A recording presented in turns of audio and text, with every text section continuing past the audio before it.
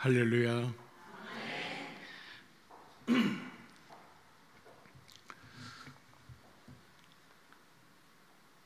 많은 교회에 세워져 봤고 또 많은 말씀을 증거했지만은 가홈빛 교회에 세워지는 오늘 제 마음은 굉장히 감격스러운 마음입니다. 가까이는 딸과 사위를 생각하는 마음에서 이 자리에 섰다는 것이 저로서는 굉장히 감격스러운 마음이고, 또 말씀 속에서 살아가는 가홈빛 교회 성도들과 함께 말씀을 나누게 됐다는 것이 저로서는 한없는 감격스러운 시간입니다. 오늘 하나님께서 부족한 종을 여기 왜 세우셨는지 하나님의 마음과 그 뜻을 제가 다 깨닫지는 못하지만은 오늘 이 말씀과 함께 나누는 가운데 주의 영이 여러분 각 심령 속에 역사하셔서 하나님의 거룩한 뜻을 나타낼 수 있기를 믿습니다. 무엇보다도 한 사람 한 사람, 특히 마리아 여 선교 회원 헌신 예배를 드리는 모든 회원들 한 사람 한 사람에 의해서 이 가홈빛 교회가 더 든든하게 부산 지역의 가장 중심된 소문나는 빛된 교회가 되어지기를 주의 이름으로 간절히 축원합니다. 사람이 죽기 전에 꼭 알아야 할 세 가지가 있습니다. 그 첫 번째는 내가 누구인가? 내가 누구인가를 알아야 됩니다.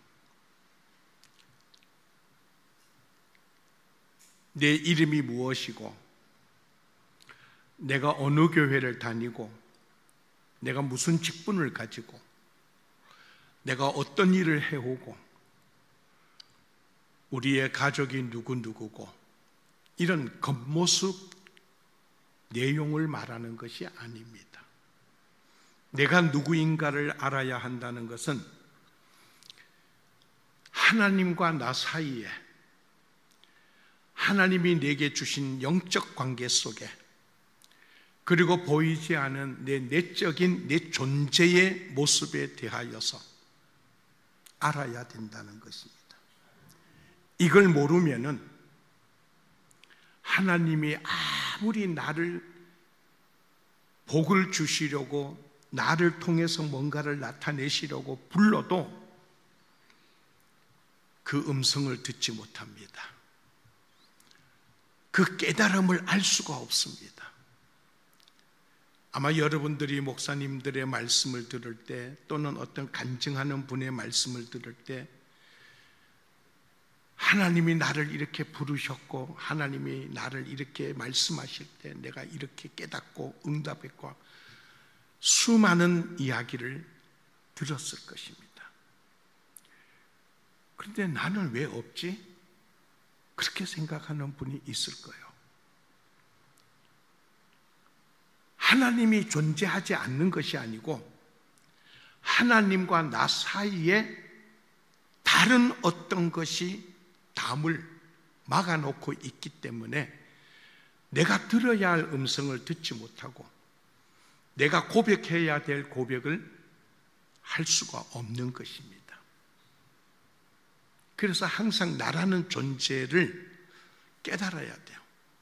말씀으로 깨닫고 기도로 깨닫고. 저는 이 모습을 지난 얼마 전에 제가 금요 기도회를 한번 인도할 때에 세 가지 신앙의 단계의 모습을 말씀을 드린 적이 있습니다. 오늘 그 말씀을 다시 끄집어낼 수는 없는 거고, 그 세 가지 속에 첫 번째가 신앙 고백입니다. 그 신앙 고백은 말씀 속에서 나타나지는 것인데, 이 신앙 고백에는 많은 사람들이 나도 이렇게 믿습니다고 하는데 만남이 없습니다. 왜냐하면 그 고백이 내 삶하고 일치가 되지 않기 때문입니다. 내 신앙 고백과 내 삶이 일치가 돼야 주님 앞에 분명한 믿음의 고백과 주님이 나를 통하여 나타내는 삶을 체험할 수가 있다는 거죠. 그 사람은 자유함을 얻습니다. 누가 어떤 것을 나에게 위협을 주어도 세상의 그 어떤 것으로 나를 유혹하여도 이 분명한 고백과 삶이 이루어진 사람은 흔들리지 않습니다. 그래서 자유함입니다. 여러분, 자유함이라는 것이 나 구원받았으니 이제부터 내 마음대로 해도 다 괜찮아, 내 죄 다 용서받았어, 그게 자유함이 아닙니다. 그런 거짓 유혹에 빠지면 안 됩니다. 자유함은 주님이 나의 주인이고 나는 그 부르심에 응답하여 내게 어떤 유혹이 오더라도 주가 원치 않는 것은 나는 따르지 않고 듣지 않고 그걸 이겨내고 주님의 뜻에 고백하며 나아갈 수 있는 자유로움, 그게 자유함입니다. 여러분은 그 믿음에 한번 체험에 들어가셔야 됩니다. 그런데 이 자유함을 가진 믿음의 고백은 그 이상을 벗어나지를 못합니다. 왜? 나만 잘 믿으면 되거든요. 그런데 하나님이 나를 부르신 것은 나만 잘 믿는 것을 원하지 않아요.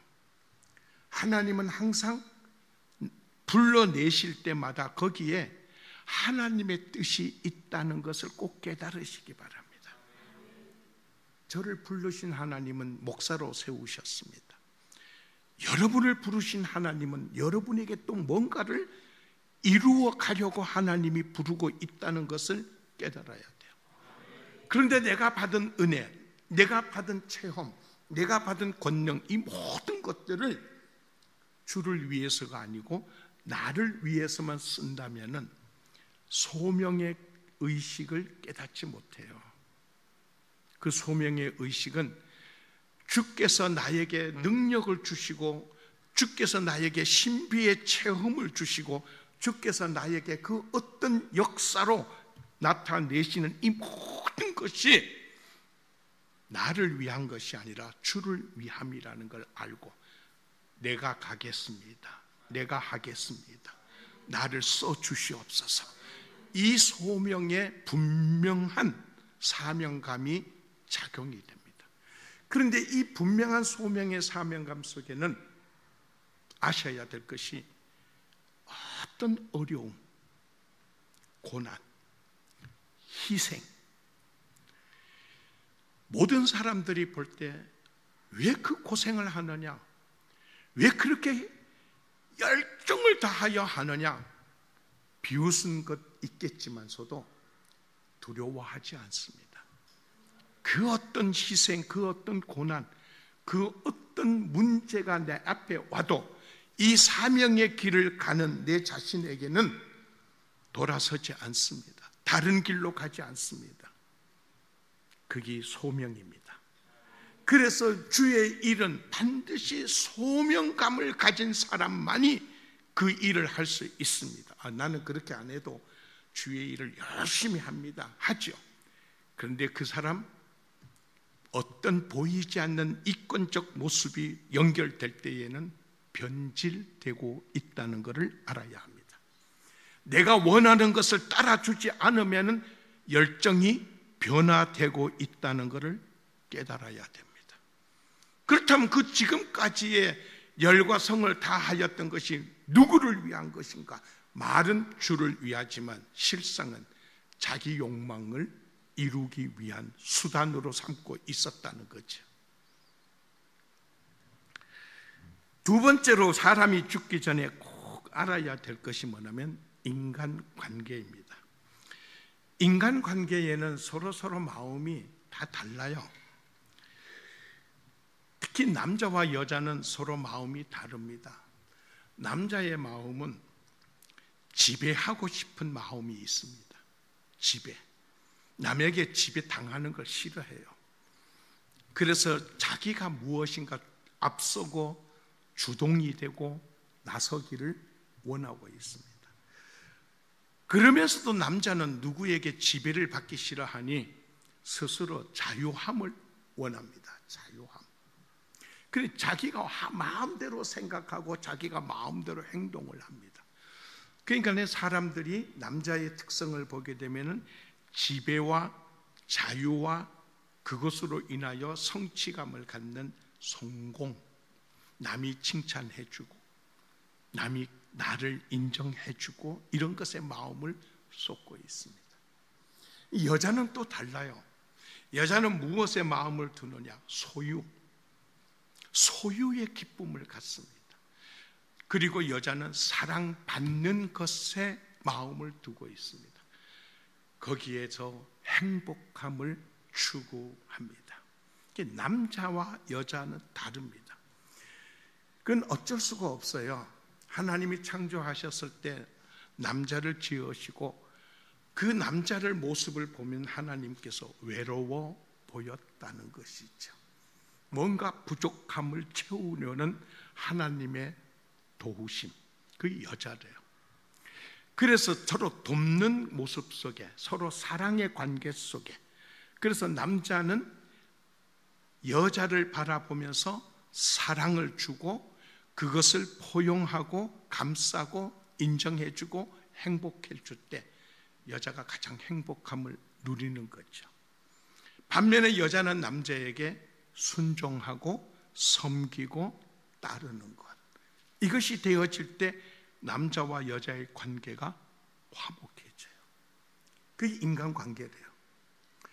그런데 요즘에는 서로가 주인 되려고 하죠.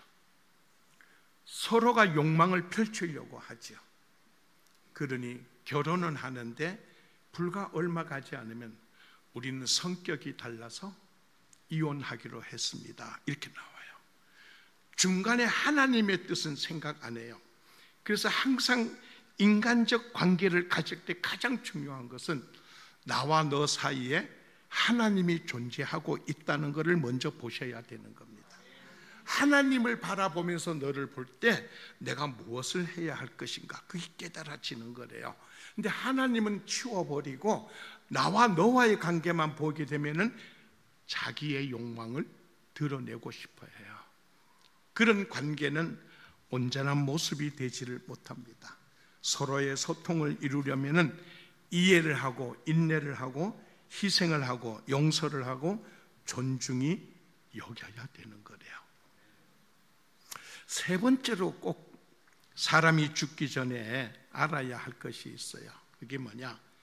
죽음을 준비해야 된다.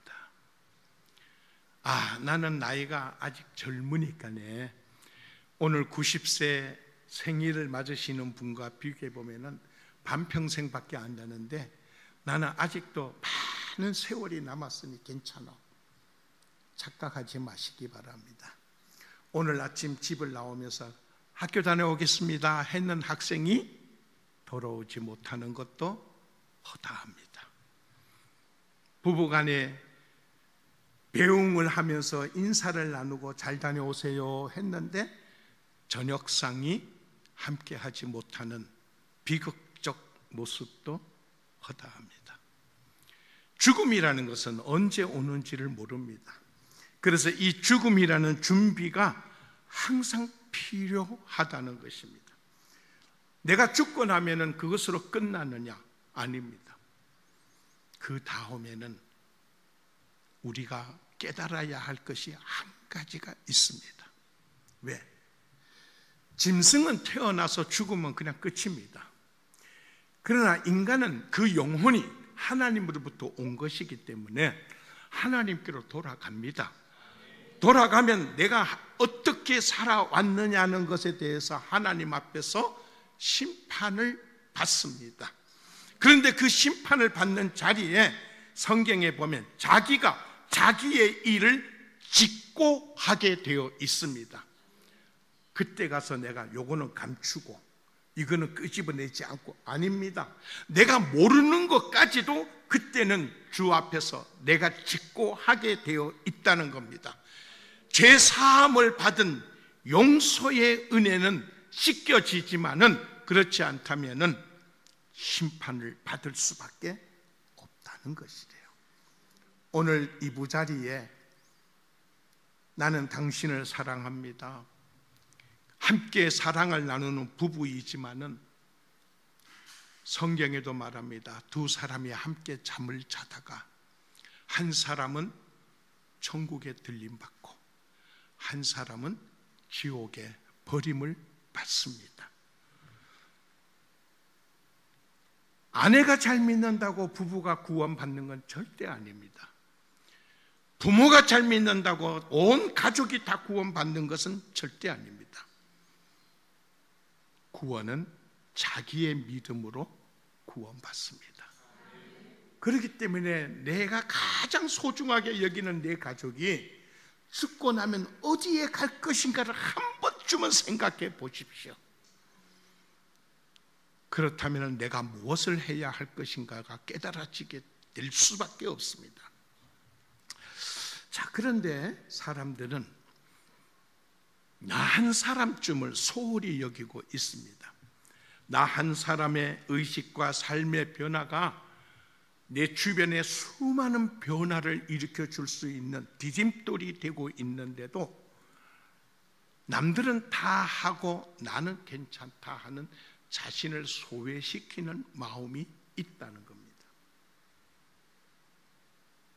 그런데 우리가 아셔야 할 것은 하나님께서 가원빛 교회의 모든 성도들을 부르시는 것이 아닙니다. 우리가 성경에 보면 항상 하나님께서는 한 사람 한 사람을 부르고 있다는 것을 기억하셔야 됩니다. 하나님은 이스라엘 백성 전체를 구원하려고 하지만은 누가 그것을 해야 되느냐? 모세야. 모세를 부릅니다. 모세 한 사람입니다. 아브라함아. 하나님은 아브라함 한 사람을 부릅니다. 오늘 여러분들이 각자가 하나님과 나와의 관계 속에서 주의 부르심을 받을 때에 그 응답을 할 수 있는 고백이 되어야 되는 것입니다. 자, 그렇다면 오늘 이 성경 속에서 우리가 하나님의 부르심을 받는 한 사람의 소중한 삶의 자리가 얼마나 중요한 것인가를 제가 말씀을 통해서 두 모습을 생각해 보고자 합니다. 자, 한 사람은 베드로라는 사람의 활동 영역을 한번 보고자 합니다. 여러분 잘 아시지만 베드로의 활동 영역은 갈릴리 바다, 예수님의 부름을 받고 예루살렘, 갈릴리 바다, 예루살렘 이 왕래합니다. 이 지역을 왕래하면서 훈련을 받습니다. 자, 그런데 이 훈련을 받은 베드로가 제가 여러분들에게 1단계, 2단계, 3단계의 말씀을 드렸는데 그 3단계의 신앙의 모습을 통과한 이후의 모습을 기억하십시오. 즉 다시 말하면 베드로도 우리와 똑같은 인간으로서 말은 앞서지만 행함이 따르지 못하는 그런 모습, 고백은 하지만은 하나님의 일보다 자기 생각을 앞세웠다가 책망받는 그 모습, 우리하고 똑같은 인생의 길을 갔던 사람입니다. 그런데 그 베드로가 성령의 임재하심 속에서 변화의 역사가 나타납니다. 그 변화의 역사가 뭐냐면 그의 활동 모습이 확장돼 가고 있다는 것을 아셔야 합니다. 베드로가 어디로 가느냐? 사마리아로 갑니다. 왜 갔을까요? 그 사마리아에 빌립이라는 집사님이 복음을 전하여 많은 사람이 주를 믿는 자로 나타납니다. 이 소식을 듣고 예루살렘에서 베드로와 요한을 사마리아로 보냅니다. 자, 베드로의 활동이 갈릴리에서 예루살렘으로만 왔다 갔다 했었는데, 사마리아는 여러분 잘 아시지만 유대인으로서는 그 땅을 밟지도 않는 곳입니다. 사마리아 사람은 완전히 아주 개처럼 취급하는 이방인 취급의 대상자입니다. 그런데 베드로가 그 사마리아에 갔습니다. 그리고 거기에서 복음을 전하면서 안수할 때 성령의 역사가 그 가운데 나타나죠. 이런 역사의 체험을 주께서 베드로를 통해서 나타납니다. 그 다음 베드로의 이 활동 범위를 보면은 어디로 옮겨지느냐? 오늘 본문의 말씀 보면은 룻다로 나타납니다. 물론 베드로는 사도행전 3장에 보면은 예루살렘 성전 미문에서 안전뱅이를 일으키는 기적의 역사를 주님의 도움으로 나타냈습니다. 그런데 오늘 룻다에서 베드로가 어떤 모습을 나타내냐면 중풍병자, 8년 된 중풍병자를 고쳐주십니다. 베드로가 능력이 많아서 고쳐준 것이 아니고 하나님의 영이 베드로와 함께 하여서 베드로를 도구로 쓰셔서 그 8년 된 중풍병자를 낫도록 하셨던 것이래요. 그랬더니 이 룻다에 어떤 역사가 나타나냐? 오늘 성경에 보면은 많은 사람이 주께로 돌아왔다, 그렇게 나옵니다. 중풍병자가 나음을 입는 모습에서 많은 사람이 주께로 돌아오는 역사가 이루어져. 한 사람, 베드로라는 한 사람을 통하여서 하나님께서 이 룻다라는 지역 속에 새로운 모습을 나타내는 거래요. 그런데 룻다에 가까운 지역이 하나 있습니다. 거기가 뭐냐면은 욥바입니다. 그럼 이 욥바에서 어떤 일이 벌어지느냐? 오늘 성경에 보면은 다비다라는 여인이, 히브리 말로는 다비다고 헬라어로는 도르가, 그렇게 이름이 되어지죠. 이 사람이 죽음을 맞이합니다. 한 사람이 죽었는 것은 그냥 평범합니다. 그런데 문제는 이 다비다라는 여인이 죽었을 때에 많은 주변에 있는 사람들이 이 다비다를 장례를 치르지를 아니하고 그를 다락방에다가 모십니다. 그리고 사람을 급히 룻다에 보내어서 베드로를 요청합니다. 빨리 와주십시오. 여러분, 유대인들은 그 지역이 아주 날이 덥습니다. 사람이 죽으면은 당일날에 장례를 치릅니다. 그게 그들의 관습입니다. 그런데 지금 죽었는 사람을 장례를 치르는 것이 아니라 다락방에다가 눕혀 주었다는 것입니다. 왜 그랬을까요? 이 다비다의 주변에 많은 사람들이 어떤 사람인가?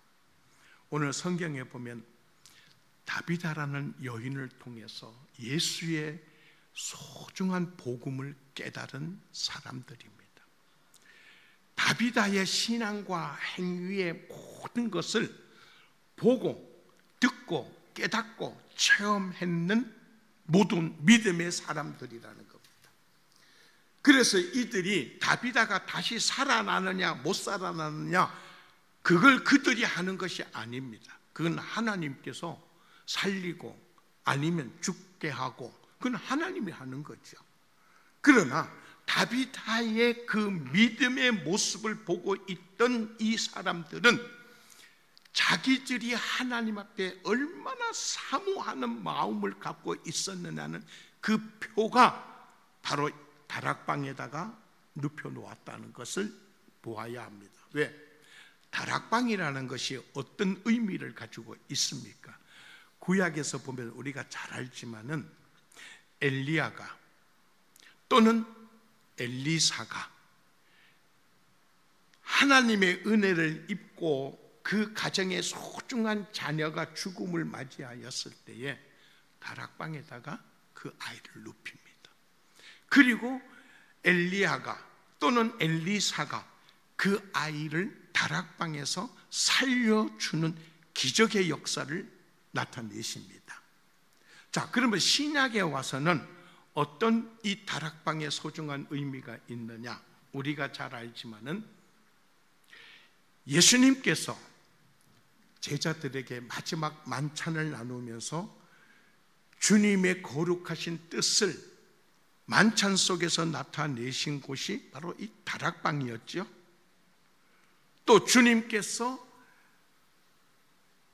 제자들에게 일러주었던 그 말씀 속에서 초대교회 사람들이 모여서 기도하고 성령 체험했던 그 장소가 그 바로 다락방이었어요.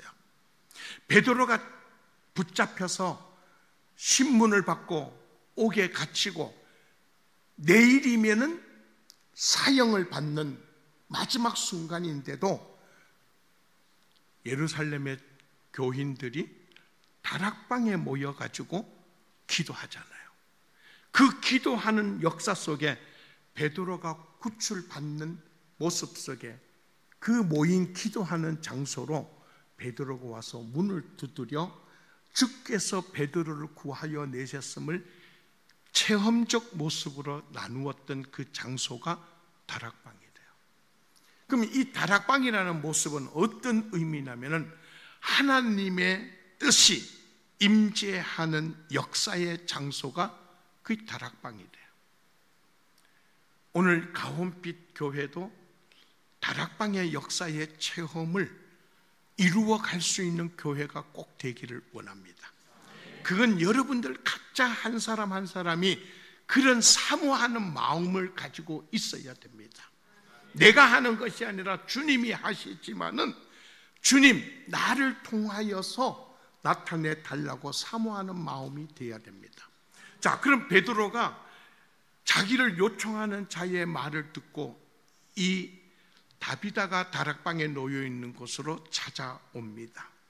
그런데 다비다가 왔을 때에, 베드로가 왔을 때 주변에 있던 여인들의 고백을 오늘 본문에서 우리가 몇 가지를 볼 수 있습니다. 첫째는 선행과 구제에 힘썼습니다. 다비다라는 여자가 어떤 사람이냐 하는 것을 고백하는 것입니다. 이 여자는 선행과 구제에 힘썼다. 그럼 선행과 구제라는 것의 구체적인 것이 겉옷과 속옷을 지어서 나누어 주었습니다. 이 속옷과 겉옷이라는 것은 재산의 가치를 의미하고 있습니다.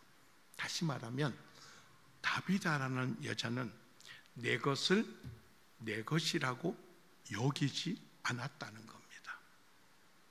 주께서 나에게 허락하여 주시는 이 모든 것은 내 것이 아니고 주의 것입니다. 그러면 나는 이것을 가지고 무엇을 해야 할까요? 사람들마다 자기 소유의 욕구가 많아요.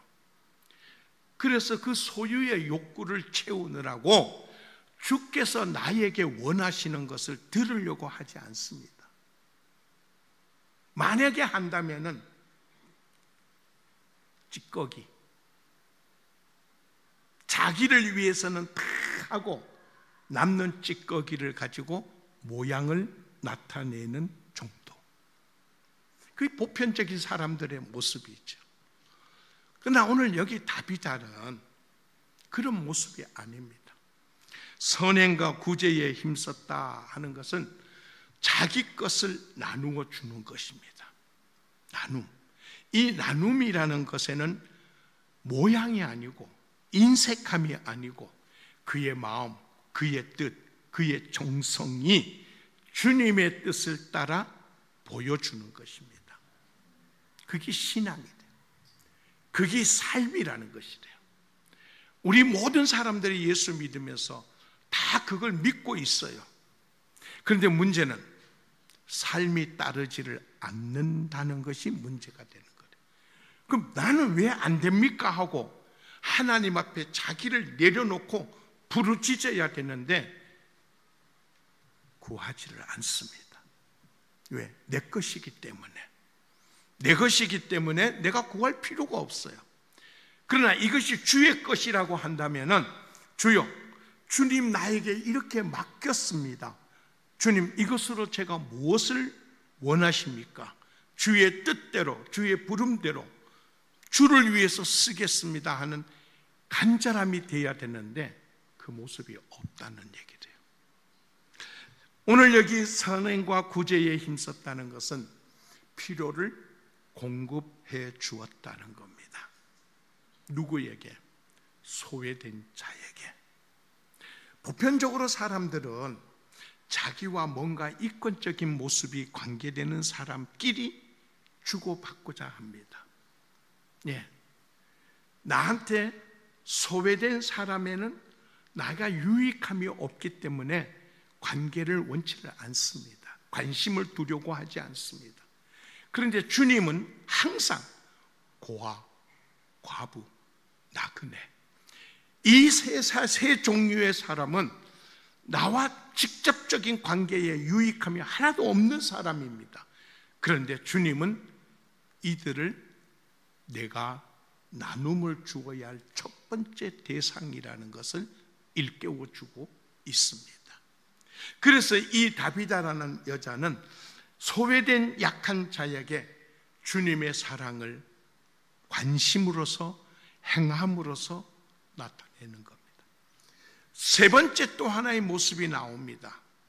슬프게 울었다. 그렇게 나옵니다. 슬프게 울었다. 자, 이 슬프게 울었다는 말은 주변의 여인들과 다비다의 관계성을 보여주고 있습니다. 그들이 다비다를 통하여 받은 사랑이 얼마나 컸으면은 이들이 그 받은 사랑의 아픔, 또 거기에 대한 자기들의 어떤 보답의 부족함, 또 이 다비다의 그 신앙과 삶의 행위가 너무 죽음이라는 것에 너무 안타까움, 이 모든 것 관계 속에서 눈물을 흘리는 겁니다. 여러분이 죽으시면 여러분의 직계 가족은 울겠죠.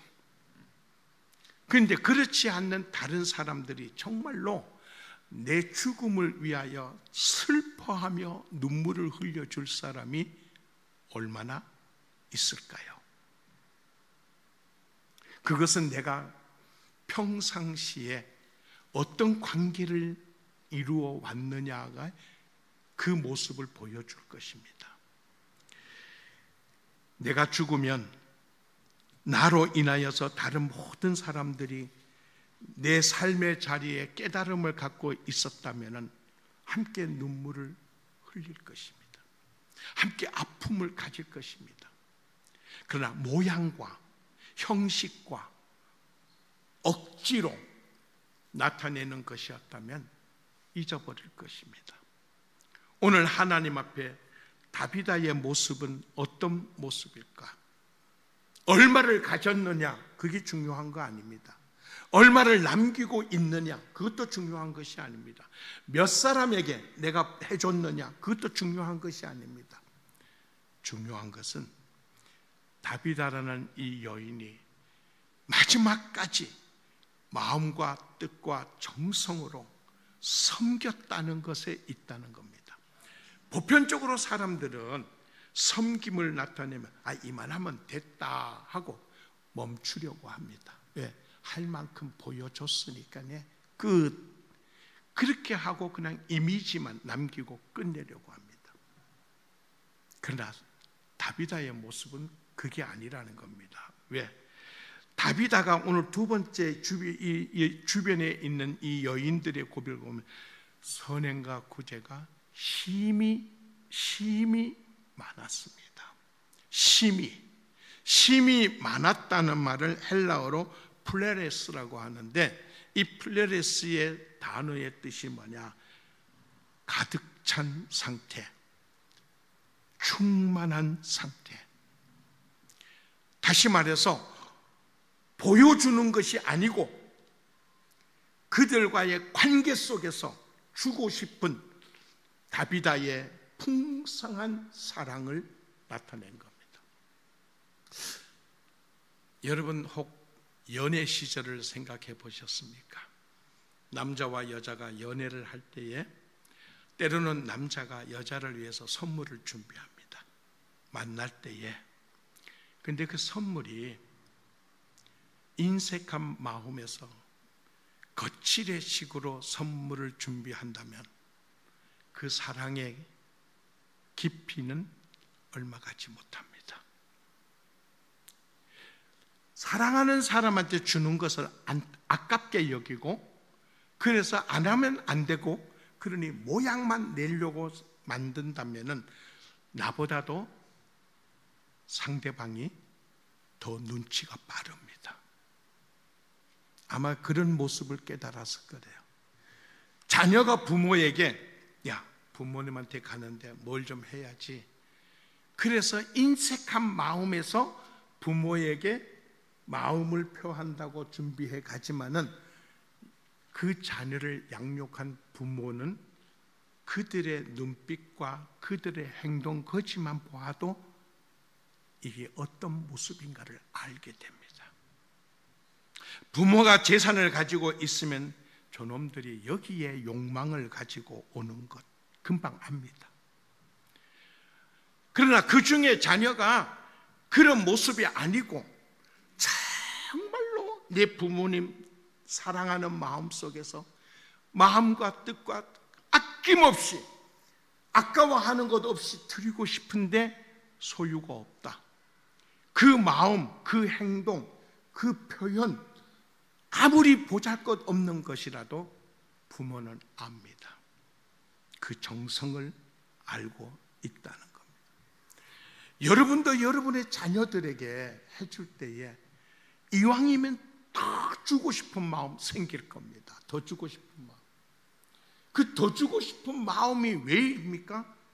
그게 사랑입니다. 그런데 내가 남의 자녀에게는 더 주고 싶은 마음을 안 갖습니다. 왜? 모양만 내는 겁니다. 배고프니까 밥 먹어. 그 모양만 내는 거지 거기에 아낌없는 투자가 없어요. 그런데 내 자녀에게는 더 주고 싶어도 아까워하지 않는 겁니다. 왜? 그게 사랑입니다. 우리가 주님과의 관계 속에도 마찬가지래요. 내가 얼마나 주를 사랑합니다 하는 그 고백이 내 삶에 나타나야 되는 거래요. 여러분이 하나님 앞에 예물을 드리잖아요. 여러분들이 하나님 앞에 11조를 드리는데 그 11조를 하나님이 명령하셨고 그래서 우리가 의무고 이렇게 하는 사람은 분명히 11조는 내면서도 마음에는 인색한 마음이 작용될 겁니다. 작용됩니다. 그게 많으면 많을수록 시험에 빠져듭니다. 그런데 내가 하나님을 얼마나 사랑하느냐, 나 하나님 너무너무 사랑하기 때문에 내가 11조를 하나님께 드립니다. 더 드리고 싶습니다. 하나님 더 주십시오. 더 합니다. 사랑의 표현이 예물이라는 것을 아셔야 되는 것입니다. 항상 여러분들이 예물을 준비할 때 내 마음속에 유혹이 옵니다. 인색한 마음이 옵니다. 이겨내셔야 돼요. 내가 주님을 이것밖에 안 되는구나. 이것밖에 안 되는구나. 저희는 목회할 때 절기가 오면은 기도합니다. 집사람도 자기도 기도하고 나도 기도. 그러면서 절기 한 주 전에 서로가 고백을 합니다. 어떻게 하면 좋아요? 그럼 제가 이렇게 했으면 좋겠다. 자기도 그렇게 응답받았다. 그렇게 했으면 좋겠습니다. 그래서 항상 우리가 생각할 때 너무 많다. 너무 많다 생각이 아니고 하나님 더 하고 싶으나 이렇게 나옵니다. 그게 주를 사랑하기 때문에, 주를 섬기기 때문에. 그래서 항상 우리를 위해서는 인색합니다. 근데 주를 위해서라면은 더 하고 싶어 합니다. 나의 장래를 위해서는 준비되지 않아요. 그건 하나님이 알아서 하시는 거예요. 제가 늘 고백하지만은 바울도 그 길을 걸어가면서 자기 앞날을 생각하지 않았어요. 주님도 그 길을 걸어가면서 그 다음의 것을 생각하지 않으셨어요. 사람들은 저를 보고 해봐라 그래, 괜찮는가, 나중에 애 먹을 거다, 그렇게 말하는 사람도 있어요. 근데 전 지금까지도 그 시련과 그 역경을 하나님께서 다 열어주셨어요. 그 필요할 때마다 어딘지도 모르게 하나님이 채워주셔요.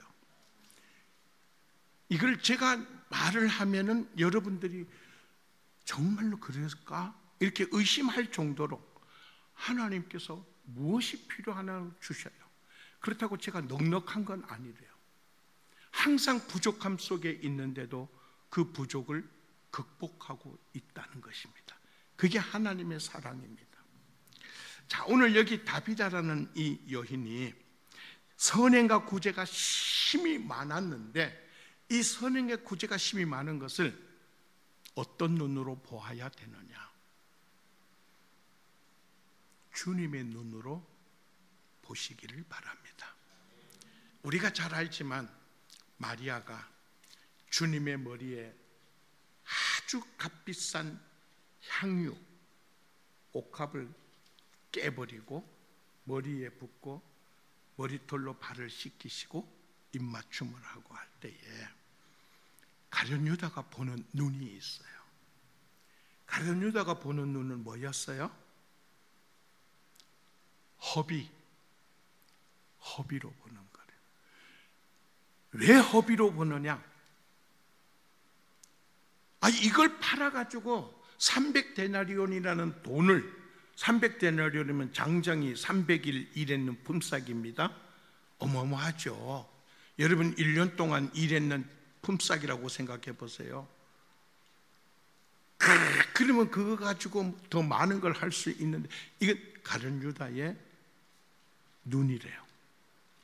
그런데 제자들은 나중에 기록을 하면서 그걸 뭐라고 평가를 내리죠? 저는 도적이라.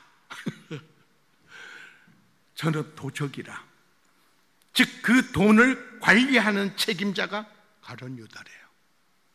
이 가룟 유다의 평상심의 모습이 얼마나 물질의 욕망적 모습이 있었다는 것을 제자들이 알아요. 그래서 그렇게 기록을 하는 거예요. 저는 도적이라.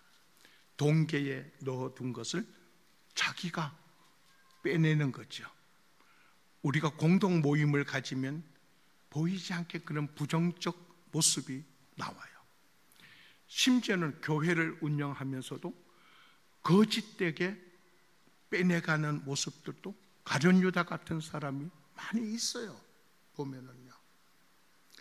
그런데 주님의 눈으로 보시면은 달라요. 주님은 오늘 이 여인이 내게 좋은 일을 하였다. 그 영광을 하나님께 돌려드리고 주님께서 이루셔야 할 일을 준비하게 하셨다는 것이죠. 자, 여러분, 선행과 구제에 심이 많았다 하는 말은, 목사님 이제 그만하세요. 그런 데는요 더 이상 돈 쓸 필요 없어요. 자기 눈으로 평가하지 마시기 바랍니다.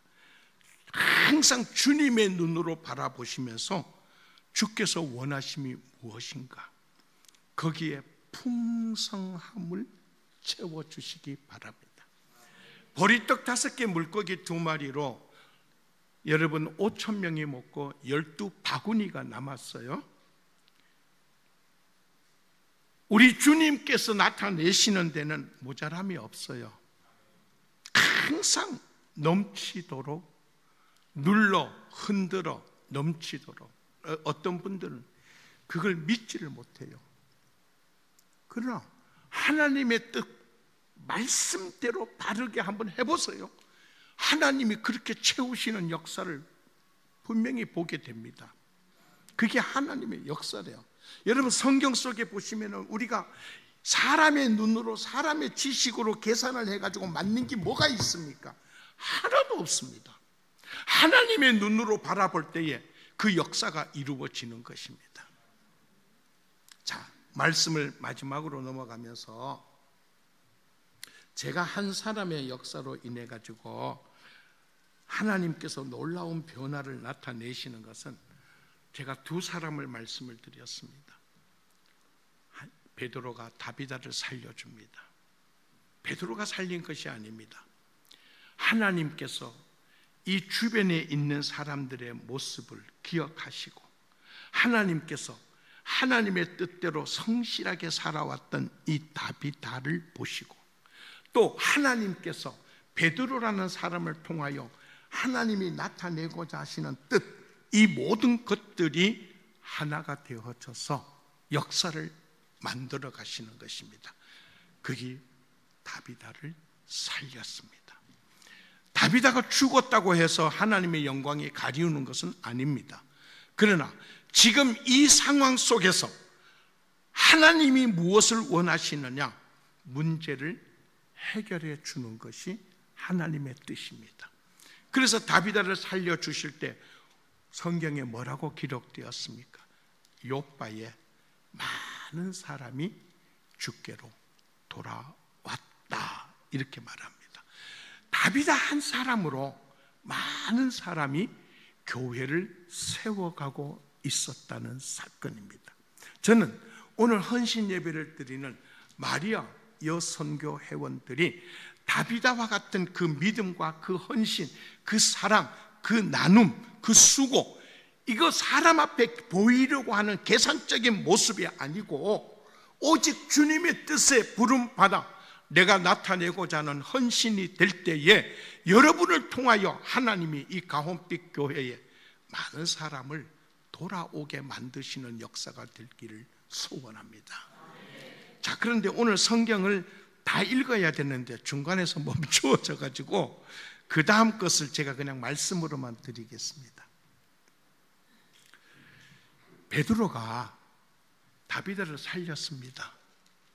그런데 그 다음 보면은 베드로가 욥바에 여러 날을 머물렀습니다. 여러 날. 그러면 여러분 같았으면 누구 집에 머물렀을까요? 여러분이 만약에 베드로라고 한다면 누구 집에 머물겠어요? 다비다 집에 머물겠죠. 아니면 그 주변에 다비다와 함께 있었던 여인들 중에 어느 집? 왜 그럴까요? 내가 누군데? 나 다비다 살렸는 사람이야. 이거 이제 어깨에 힘주는 거죠.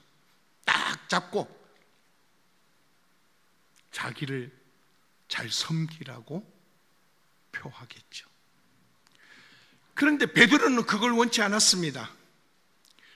베드로가 이것을 마치고 나서 어디로 갔느냐? 시몬의 집으로 갔습니다. 여러분, 시몬이 무드장입니다. 무드장이가 뭐냐? 짐승을 죽이고 가죽을 벗겨서 그 가죽으로 옷을 만들기도 하고 제품을 만들기도 하는 사람입니다. 유대인들 중에서 가장 하나님 앞에 저주스러운 사람으로 여기는 사람이 네 종류가 있습니다. 첫째는 간음한 사람. 두 번째는 사마리아인. 사마리아인은 상종도 하지 않습니다. 세 번째는 오늘 여기 본문에 나타나고 있는 무드장이라는 사람이 자기 직업을 속이고 결혼을 했는데 여자가 나중에 결혼하고 난 다음에 이 사람은 무드장이구나, 이 사람 무드장입니다, 바로 선언하고 이혼이 됩니다. 그만큼 무드장이는 유대인으로서는 상종하지 않는 사람이기 때문에 이혼이 될 수 있는 것입니다.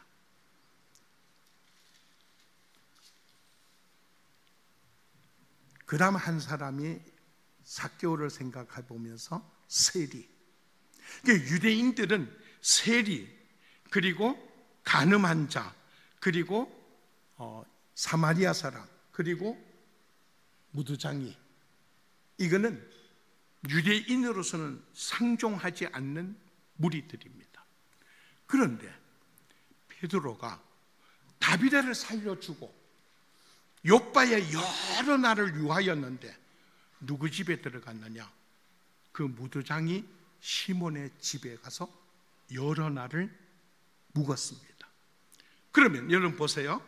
베드로가 거기 가서 묵었다는 것은 시몬이 쓰는 수건을 썼겠죠. 시몬이 쓰는 밥그릇을 사용했겠죠. 시몬이 잠자는 거기에 그 집에 함께 유하였겠죠. 자, 이런 모습을 보면 유대인들의 입장으로 본다 그러면은 삭개오를 생각해 보십시오. 예수님께서 삭개오야 내려와라, 내가 오늘 너의 집에 유하겠다 했을 때 많은 사람들이 뭐라 그래요? 저가 죄인의 집에 들어간다. 예수님 보고 죄인의 집에 들어간다고 오히려 저주하는 모습을 나타냈잖아요. 그럼 많은 유대인들이 베드로를 본다 그러면은 저주하는 모습으로 바라봐야 되는 게 맞아요. 그런데 베드로가 그 피장 시몬의 집에서 유하고 있는 동안에 어떤 역사가 나타나느냐? 사도행전 10장으로 딱 넘어가면 가이사라에 백부장 고넬료라는 사람이 나와요. 그는 하나님 앞에 경건한 사람. 그가 기도하는데 하나님께서 주의 사자를 보내서 저 욥바에 가면은 시몬이라는 사람의 집에 베드로가 있으니 청하여다가 말씀을 들으라. 그래서 경건한 사람을 보냅니다. 그 베드로는 주님의 부르심을 알고 원치 않는 모습이지만도 하나님의 뜻을 알고 그 두 사람을 따라 가이사라 고넬료를 만나러 옵니다. 그 고넬료는 자기 가족과 자기 친지, 일가, 친척, 친구 다 불러 모아놓고 그 앞에 엎드려 절을 합니다. 백부장이 베드로 앞에 절하는 거래요, 여러분. 이건 상상할 수 없는 일이래요. 그 베드로가 너무 놀래가지고 이렇게 세웁니다. 왜 이러십니까? 그러니까 우리는 하나님께서 우리에게 주시는 말씀을 듣기 위해서 하나님 앞에 서 있습니다. 베드로 앞이 아니고 하나님 앞에 서 있다. 하나님이 베드로를 쓰시고 고넬료는 하나님이 보내신 사람으로 받아들이는 것입니다. 여기에 말씀 속에 성령이 역사합니다. 이 놀라운 사실은 어떤 변화를 가져오느냐? 베드로가 예루살렘으로 돌아갑니다. 예루살렘에 와서 총회를 합니다. 총회의 자리에서 베드로가 선포합니다. 뭐라고? 하나님께서 이방인에게도 성령을 내리셨습니다. 이때 베드로의 말을 들은 예루살렘의 총회가 복음은 이방인에게도 문을 열었다. 이때까지 폐쇄적인 유대 교회에 갇혀있던 이 모습이 문이 열리고 이방인도 구원받고 이방인도 성령 체험하고 이방인도 우리와 똑같은 하나님의 자녀다, 이것을 선포합니다. 베드로 한 사람이 이 놀라운 역사를 나타내지 않았다면 예루살렘의 교회는 폐쇄적이었을 것입니다.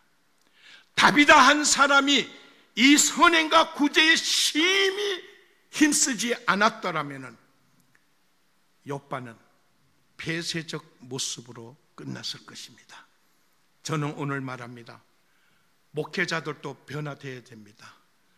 자기가 무엇을 이루었다고 거기에 힘을 주면서 내가 이렇게 업적을 만들었으니 자기 공을 내세우면 안 됩니다.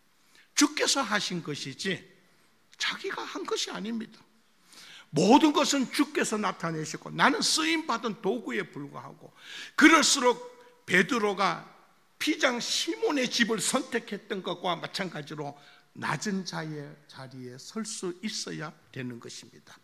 다비다가 그 많은 사람들에게 나눔을 이루어 그들의 마음을 이끌어내었던 것처럼 오늘 마리아 여선교회도 베드로와 같은 마음을 가지고 또한 다비다와 같은 마음을 가지고 정말로 섬김의 마음과 뜻 정성 다하시고 이루었다 하더라도 내가 했다 하는 마음 사그를 다 씻어내버리고 주께서 하셨습니다. 나는 다음 부름에 쓰임받는 겸손의 자리가 되어질 수 있기를 주의 이름으로 간절히 소원합니다. 오늘 말씀을 마음에 간직하고 우리 3분 동안 한번 통성